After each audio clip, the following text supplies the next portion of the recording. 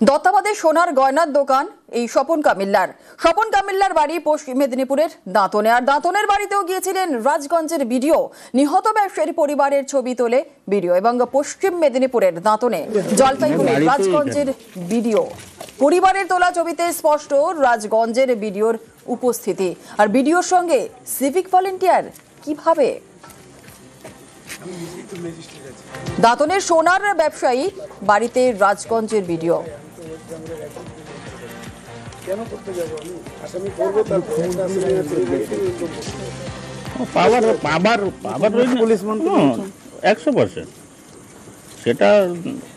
দত্তাবাদে সোনার গয়নার দোকান স্বপন কামিল্লার বাড়ি পশ্চিম মেদিনীপুরের দাঁতনের বাড়িতেও গিয়েছিলেন রাজগঞ্জের ভিডিও।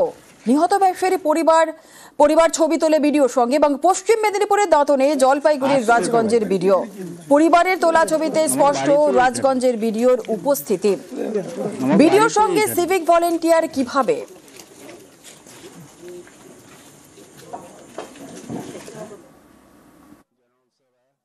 পরিবারের লোকেরা একেবারে স্পষ্ট করেছে যে রাজগঞ্জের যে ভিডিও, এই যে যার কথা বলা হচ্ছে প্রশান্ত বর্মন, তিনি কিন্তু সশরীরে হাজির হয়েছেন এবং এই ভিডিওর বিরুদ্ধে তার পরিবারের লোকেরা অভিযোগ জানিয়েছেন।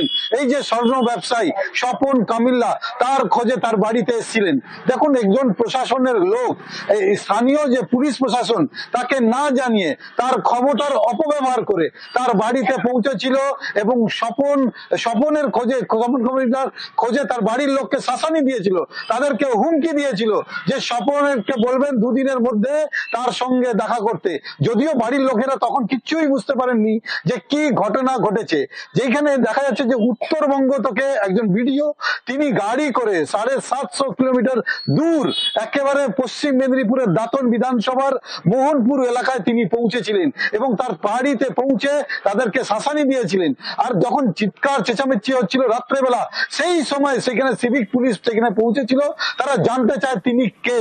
তখন তিনি নিজের পরিচয় দিয়েছিলেন যে তিনি ভিডিও। ফলে তার বাড়ির লোকেরা স্পষ্ট করে এই ভিডিওতে তিনি জানিয়েছেন যে এই যে স্বপন কামিল্লার খোঁজে এই যে প্রশান্ত বর্মন প্রায় 800 কিলোমিটার পাড়ি দিয়ে তার এই পশ্চিম মেদিনীপুর দাঁতনে পৌঁছেছিলেন। ফলে স্পষ্ট যে তাকে খোঁজে, এই স্বপন কামিল্লার খোঁজে ভিডিও নিজে এসেছিলেন তার বাড়িতে। সেই ভিডিও তারা করেছিল এবং সেই ভিডিও আমাদের দিয়েছে। পরবর্তীকালে তার বাড়ির লোকেরা অভিযোগ করেছে যে ওই ব্যবসায়ীকে খুন করা হয়েছে আর এই খুনের পিছনে এই ভিডিওর মদদ রয়েছে বলে তারা সরাসরি অভিযোগ করেছে। আর লিখিত অভিযোগ জানিয়েছে, তারা কলকাতায় লিখিত অভিযোগ জানিয়েছে। পরিবারের সদস্যরা যা বলছেন তা তো মারাত্মক। জলপাইগুড়ির রাজগঞ্জের ভিডিও চলে গেলেন পশ্চিম মেদিনীপুরের দাঁতনে। উত্তরবঙ্গ থেকে একেবারে বাংলা ওড়িশার প্রান্তে প্রায় 800 কিলোমিটার পথ পেরিয়ে 23 তারিখ কলকাতা যান দোকান খোলার জন্য। তো ওটা 2-3টা গাড়ি আসি আমার স্বামীকে তুলে নিয়ে যান। আমার মনে হয় প্রশান্ত বর্মা নামে লোকটা আমার স্বামীকে সেইও খুন করে মেরে দিয়েছে। তুলে নিয়ে গেছে। অভিযোগ করেছেন থানায়? হ্যাঁ, ভাইয়ের সঙ্গে মানে দোকানে দাদা গেছে দোকান খুলতে, ওরা এসে দাদাকে তুলে নিয়েছে, খুন করে দিয়েছে। কোথায় দোকান ছিল আপনার দাদা? এই লাবণী দত্ত। কোন জায়গার দোকান ছিল? লাবণী বাস স্ট্যান্ড কাছে। কিসের দোকান? সোনার দোকান, সোনার দোকান।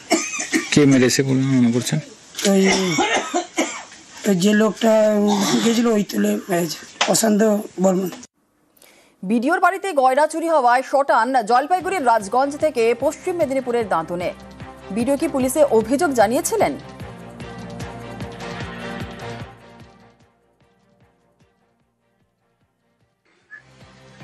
দেখো, প্রশাসনিক মহলে সেই কথাটাই কিন্তু কানাঘুষাভাবে চলে যে অনেকটাই তিনি প্রভাবশালী এবং তিনি অনেকটাই প্রভাবশালী বলেই কিন্তু একাধিকবার তার বদলির নির্দেশ আসার পরেও কিন্তু সেই বদলি স্থগিতাদেশ হয়ে যায়। অর্থাৎ তিনি তার নিজের পদেই বহাল থাকেন। অর্থাৎ অনেকেই বলাবলি করেন যে প্রশাসনিক মহলে তিনি নিজের মর্জির মতনই চলতে ভালোবাসেন এবং নিজের মতন করেই চলেন। যদি এই প্রশ্নটাই উঠে থাকে যে তিনি জলপাইগুড়ি থেকে গেলেন, এতটা পথ ডিঙিয়ে গেলেন, কিন্তু তিনি পুলিশকে কোনো ঘটনা জানিয়েছিলেন, অর্থাৎ তার বাড়িতে চুরি হয়েছে বলে অভিযোগ এবং সেই চুরির সোনা খুঁজতেই তিনি এতটা কিছুটা পথ পাড়িয়ে দিয়েছিলেন। সেক্ষেত্রে পুলিশে অভিযোগ দায়ের করেছিলেন, সেরকম কিন্তু তথ্য কোনো সামনে আসছে না, বা এ নিয়ে যা তার কাছে কোনো প্রশ্ন করলে তার যে উত্তর রয়েছে সেটাও কিন্তু তিনি সরাসরি ভাবে দিচ্ছেন না। অর্থাৎ তার বাড়ির ঘটনা তিনি বলছেন যে তার বাড়ি নেই, অর্থাৎ একজন ভিডিও তিনি দাবি করছেন তার নিজস্ব কোনো বাড়ি নেই।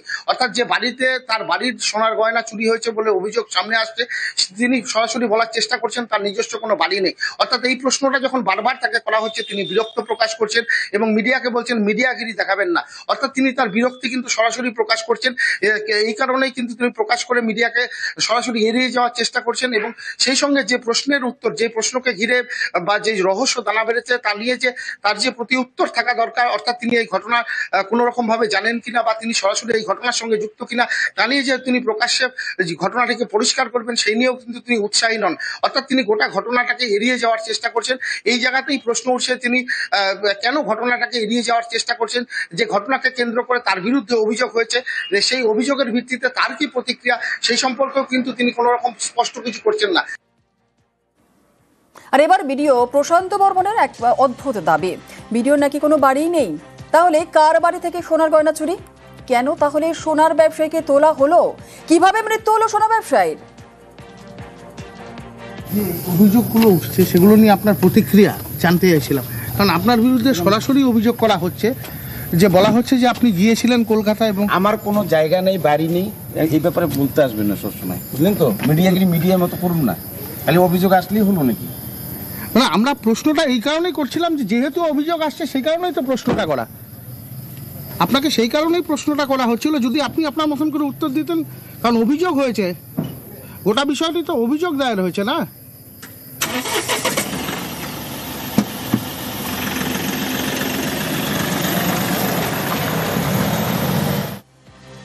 আর ভিডিও যাবতীয় অভিযোগ উড়িয়ে দিচ্ছেন, কিন্তু খোদ ভিডিওর বিরুদ্ধে খুনের অভিযোগ করেছে নিহতের পরিবার। সেই এফআইআর এর কপি নিউজ 18 বাংলার হাতে।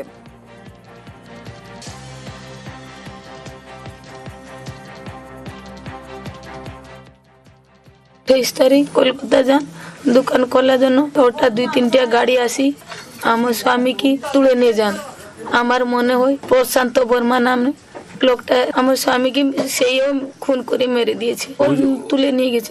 অভিযোগ করেছেন থানায়? হ্যাঁ, ভাইয়ের সঙ্গে মানে দোকানে যারা গেছে দোকান খুলতে, ওরা এসে দাদাকে তুলে নিয়েছে, খুন করে দিয়েছে। কোথায় দোকান ছিল আপনার দাদা? এই লাবণী দত্তা, কোন জায়গার দোকান ছিল?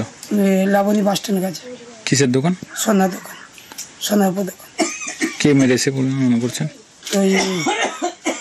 ওই যে লোকটা গেছিল ওই তুলে মেরেছে, প্রশান্ত বর্মন। ভিডিওর বিরুদ্ধে খুনের অভিযোগ, সোনার ব্যবসায়ীকে খুনের অভিযোগ ভিডিওর বিরুদ্ধে। জলপাইগুড়ির রাজগঞ্জের ভিডিওর বিরুদ্ধে খুনের অভিযোগ। বিধাননগর দক্ষিণ থানায় খুনের অভিযোগ পরিবারের। খুনের অভিযোগ অস্বীকার ভিডিওর।